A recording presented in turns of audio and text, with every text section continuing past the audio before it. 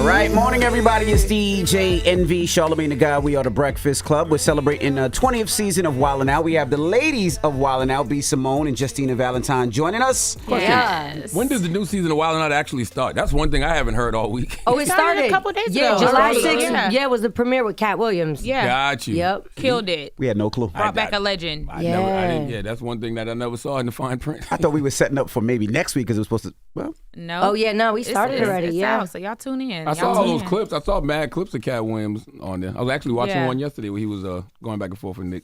Yeah, he killed it. Yeah, he went nuts on Nick, Michael Blackson, just about everybody. that Went one. off on Michael Blackson. Yeah, he did. That seems serious. That was. Yeah, I he was said like, your this is role in real. every movie is He's short. like, Michael I Blackson don't was like, you. I was like, ooh, Jesus. yeah, that got a little serious. all right. Well, let's get in some front page news. Good morning, Teslin Figaro. Good morning, DJ Envy, and the beautiful ladies in the house, B. Simone and Justina Valentine, and my Tess. brother, Charlamagne. Good morning, Peace, honey. Tess. Good morning. Let's jump right into it now. We've been seeing this all over your page, all over social media yesterday about a retired police officer that was robbed after he was lying dead in his driveway. What happened? Fill us in. Yeah, this is a lot. Bear with me as we try to unpack this. There's been a lot of confusion on social media, so I'm going to try to put this together as fast as I can. As you mentioned, social media has been buzzing about the mysterious death of retired Memphis police officer Mark Leisure, who died Sunday, July 9th. Now, although Leisure said that the Memphis Police Department was top tier, he was very vocal and criticized about the training of the death, the training that resulted in the death, lack of training that resulted in the death of Tyre Nichols, and how officers needed more training. I want you to listen quickly to just one of the things that he said when he was on the television at local Fox 13 in February when they did a big investigation report. And then when we hear that, I'm going to come back and give you guys some more information. There are people who are going to look at these numbers that I'm going to present and say, they need more training. 500 hours is unacceptable. To those people, you say what? I'm putting you in a classroom for 19 weeks, but I'm putting you out here on the streets for a year. Okay, so he said a lot more. He talked about the Scorpion unit, which was the unit that actually killed Tyre Nichols, and said that they pretty much had a pass to do whatever they wanted to do. So because he was very vocal about that, when he was found dead, of course, you know, activists and social media influencers, celebrities, they immediately start saying that something was wrong with this and it wasn't adding up. The reason why, DJ Envy, is because the police department did not, and the mainstream media did not release a reason for his death. So, of course, folks are saying something's, you know, not right about this. We need to look into it. Now, one activist posted that he was shot in the driveway. That is what kind of created the confusion, because an activist said found shot and dead. So then the blogs immediately started picking that up, sharing the story, saying he was shot and killed. But again, at that time, no media had reported his death. Apparently, they were working on an additional investigation. Now, this is the investigation that they were working on, which might be the reason, sounds plausible to be the reason why they didn't release the death. So we fast forward. Report comes out yesterday about a woman being charged with robbing Leisure as he lay dead in the driveway. Let's listen to that report from ABC 24, and I'll give you some more information on the other side. Well, a woman is in custody after police say she robbed a retired Memphis police officer after he was killed. According to the police report, Shantae Daniels is charged with aggravated burglary and theft. Police say she was seen on surveillance video running into Mark Leisure's home on Falcon Drive. Police say she took his phone and wallet and later used it to send herself more than $1,700 for shoes, hair, and more. Former Sergeant Mark Leisure was found dead Sunday morning outside of his home in Westwood. We are working to learn how Leisure died. Well, Okay, just a little bit more information, and then we can discuss. Just bear with me 1 second. So shortly after Daniels ran into the home, I want to tell you what she said what happened. The affidavit says that it was actually surveillance, so there should be some type of tape that we're able to see at one point in time that has not been released. The video, they said you can hear that she says she makes a phone call and says, "We're going to see who knows the law." Now, once they arrested her, she said that her and Leisure had an argument when they arrived to the house. He brought this young lady to his house. She demanded gas money. They went in the house. He came out with $10 in his hand to give her the money, and then he collapsed in the driveway. So again, we should be able to see this on this alleged surveillance tape. She also, again, you heard the report where she went in. She took money out of his pocket while he laid on the ground. And so that is what, I wanted to lay all that story out so people can know, why it's so confusing. I'm going to keep watching for more updates, stories. You're confused? What are you confused about? So What was his dealing with this young lady? We don't know. Surveillance. So the police. He had surveillance. It was some type of apparently deal no. for gas I want to be clear. When they say surveillance video, it appears, and again, I'm just assuming he had some type of video camera at his house. More than likely, probably had, like we all. Oh, yeah, he had his own camera. When you said surveillance, he had his own camera. That made it seem like they were watching him, and that's the surveillance. So he had his own footage of his camera. You know why everybody's confused? Why? Because it's not human nature to just let things play out. We can't wait for the facts, especially with social media. We have to speculate and assume, and by the time the facts do come out, nobody's going to believe him because everybody already came to their own conclusions. But she did not call the police when he passed out. She went in his pockets, took his money, and kept it moving. Or did she call the police? She went in the pockets, and it just says on the report, it just says police received a call about a man down. So I don't want to speculate because I'm just going by what they gave me. But the bottom line is, kind of to Charlamagne's point, everything hadn't rolled out yet. And I do understand, the question of being suspicious of a police officer that came out against police officers and, mysteriously found dead. But really what confused this story was an activist saying found shot and dead. And then folks just kind of ran with it. Yep, that's what happens when people speculate, people assume, and everybody want to be first on social media without knowing the facts. Story. Well, condolences to that man's family and rest in peace. Absolutely, and the reason they haven't probably said why he died because they probably don't know yet. Yeah, simple. Yeah, and I think a lot again, this is just allegedly speculation, because the investigation was going on trying to find this lady who was on the tape. If you put something out and say, hey, we got video surveillance of the lady who stole the money while they're still trying to find her, that could have possibly interfered with the investigation. Again, I worked on the Tyre Nichols case. I don't trust the police. We all know that. I'm always going to be looking side eye, but I just think we need to wait on this to kind of see, what comes out and see if that tape comes out, because we'll be able to see, for ourselves. How old was he?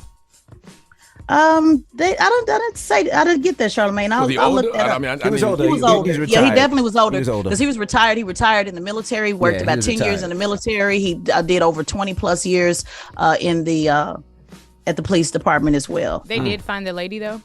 I believe they did, right? They did find her. People are so dumb though, because there's cameras everywhere. Like, you better live your life like you are filming Always every being second. watched. Yeah. Yes, Yeah. because your phone is listening too. So That's right. Yeah. All right. Well, that is front page news. Tez will be joining us in a little bit. But now get it off your chest. 800-585-1051. If you need to vent, phone lines are wide open. We have B. Simone, Justina Valentine joining us. Of course, it's the 20th season of Wildin' Out, and they're representing. So don't move. It's the Breakfast Club. Good morning. Wake that ass up early in the morning. The Breakfast Club. Morning, everybody. It's DJ NV, Charlamagne the Guy. We are the Breakfast Club. Let's get in some front page news. Now we have the ladies from Wildin' Out joining us. B. Simone and Justina Valentine. Oh, yeah. And we have Teslyn Figaro. Good morning, Tez. Good morning, DJ Envy. Good morning, the beautiful ladies. Good morning. B. Simone, You're the beautiful Justina one. Valentine, and of course, Charlamagne. Peace, Taz. Now let's talk about this one dead, one arrested after a vehicle pedestrian crash. What happened with this? Yeah, now this is the brother that called in yesterday. You remember during Get It Off Your Chest, he said he was trying to reach us, wasn't able to get my information. He mentioned he sent a DM to Charlamagne and I. So I posted a post yesterday asking him to reach out to me. He did respond. I looked up the story with his stepmom. I want you to listen to the report by KXAN in Austin, and then I'll give you some more information on the other side. Police announced officers arrested a woman in connection to a deadly crash on Saturday. Police say Marina de la Rosa was driving an SUV when she hit a boat trailer parked on the road and then hit Janica Molina. Police say Molina was walking on Pecan Brook Drive across from LBJ High School. De la Rosa faces intoxication manslaughter charges. Damn.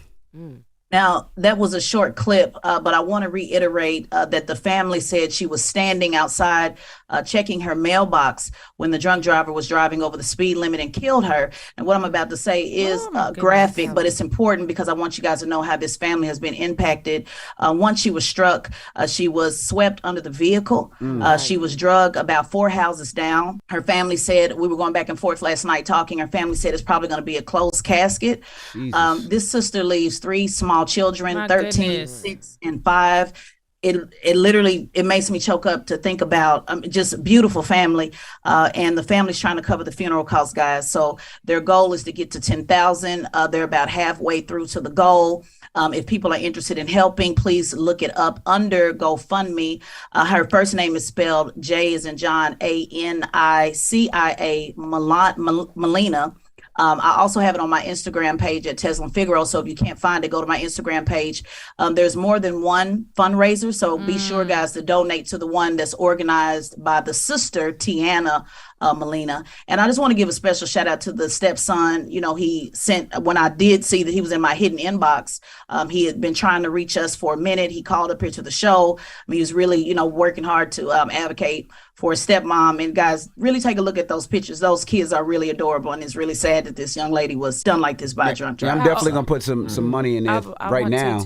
Yeah. How old was she? She was a young woman. The report, unfortunately, it didn't give anything but one paragraph. So it didn't say, you know, her age. They also didn't put her age on the GoFundMe. So they didn't list any of that. Okay. But, you know, young woman, obviously, you know, having young kids like that, 5 years old. So. How old was the driver? Was he a young kid? Was he a teen? Was he a young adult? This was a woman. So again, they only put a paragraph out because again, they don't cover our stories like that in depth. So it doesn't say, you know, how old they are, but she looks, I mean, I don't want to guess, but she's definitely not young. Looks like somebody probably in her 30s, early 30s, somewhere around that age. And the crazy part, I know she's old enough to know better. And that's my point. Go ahead, Tyre. Yeah, the crazy part is she kept driving. She was trying to, and she got out the car and ran, and I believe she almost hit another house. I mean, she didn't just hit her and keep when you're going. Under the influence, though, you're not in your right mind. That is very true, B. Simone. But that is not an excuse. And the reason that's not an excuse. The reason that's not an excuse because to get behind the wheel. You gotta know better about drunk driving. So many 2023. We've had so many campaigns, highways, the dieways. You know, don't drink and drive campaigns. Like not to drink and drive. It's not drinking and driving is making that decision while you're sober, though. Yeah. You get what I'm saying? When you're drunk, you're already out of your mind. So you have to make that decision while you're sober. I'm not driving tonight. Yeah. Right. Lock her up. Again, right. Yeah, no, lock her up. Lock her up for a long time. Like, you know, like people like that got to get the book thrown at them. Absolutely. Yeah. And I don't know what her occupation was, but they did stress that she was hardworking. One of her photos, she had on some type of scrubs. So I'm not sure if she was in the medical industry or not. But I just know those kids are just adorable. This is just really, really sad. I mean, they said literally she was ripped apart. And I hate to be graphic in that way, but I want guys to know how impactful this is. We need to hear about this stuff to know, one, make better choices. And you guys, please help this family out. They're just trying to get enough to cover the funeral. So and just doing it something as simple as just walking to your mailbox to check your mail. Right. My goodness. Right. All right. Well, let's jump into this next story about the strict abortion bill that was passed last night. Jesus Christ. Yeah, 1 or 2. Is there any happy talk? I know, just one. I'm like at 6 a.m. I gotta go back to my meditation corner. That's funny. It's interesting you say that, B. Simone, and that's the thing. You know, with front page news, we have a cover of what's happening. I know. It's the 10 minutes of the 4 hours. You know that we try to cover. You know what's happening in the real world. So I'm sorry to be a downer. It's okay. It's okay. It's okay. You just doing your job. We have to talk about the hard things. I get it. Yeah, we do. Now this is what happened in the Iowa legislature. It was passed a bill on Tuesday that will ban nearly all abortions after roughly 6 weeks of pregnancy, severely cutting off access to women who are not able to have the procedure because most women don't even know they're pregnant until 6 weeks. So this will prohibit abortions after cardiac activity is detected. The doctors say that can happen around 6 weeks. Now the arguments broke out between supporters and opponents of the bill. It got really, really heated, so much that a state trooper had to break them up. Let's take a quick listen of what that sounded like, and I'll give you some more information. Get out of my face. Get my body, my choice. Don't touch me. I didn't touch you. I touched you.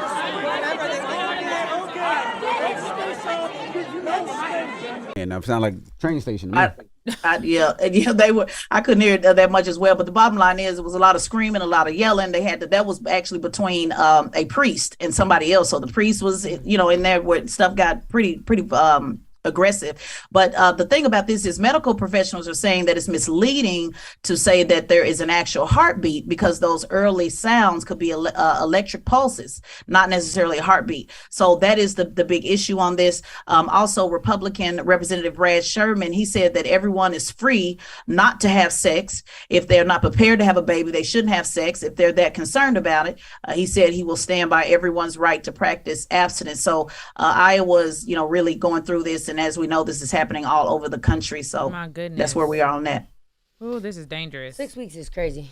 Because I know sometimes I forget when I get my period. So I try to look in the 100%. Calendar, like, when did I have that thing last? 100%. So like going 2 weeks over when you're supposed to get it, that's I not talked crazy. about that on my podcast. I didn't know I had an abortion, and mine was right at 6 weeks. That was like, I made the deadline. That's when you found out? Yeah. Wow. Yeah, that's what most people find out. So pretty much people are saying this is pretty much banning abortion, period, if you're going to put, a 6 week deadline on it. And just as FYI, it used to be up to like 20 weeks in this state. And so now bumped it to 6 weeks. How long ago you had an abortion, B? Or do you want to talk about it? No, I don't mind. Around 2019. Oh, okay. Yeah. Okay. Yeah, I talked about it on my podcast. No For Sure podcast. Shout it out. Yeah. Hey. So yeah, I mean, I'm open about it, and I feel like I made the best decision for me, and I feel like not being able to make that decision is going to be very dangerous for women, because they're still going to make that decision. And the babies that they have that they didn't want. Oh my God. And yeah.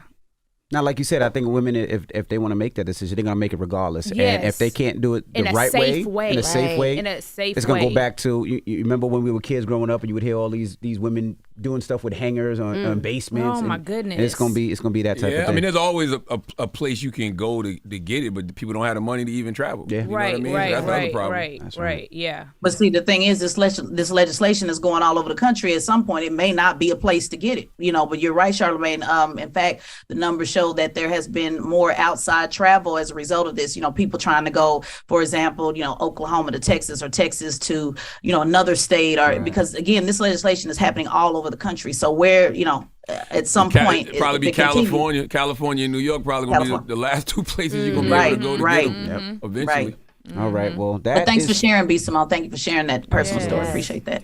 And that is Front Page News. And make sure you follow Teslyn Figaro on Instagram and Twitter, and subscribe to her podcast, Straight Shot No Chase, on the Black Effect iHeartRadio Podcast Network. All right. When we come back, we have the ladies from Survival of Thickest joining us.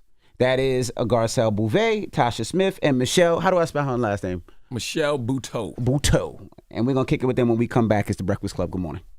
Wake that ass up early in the morning. The Breakfast Club.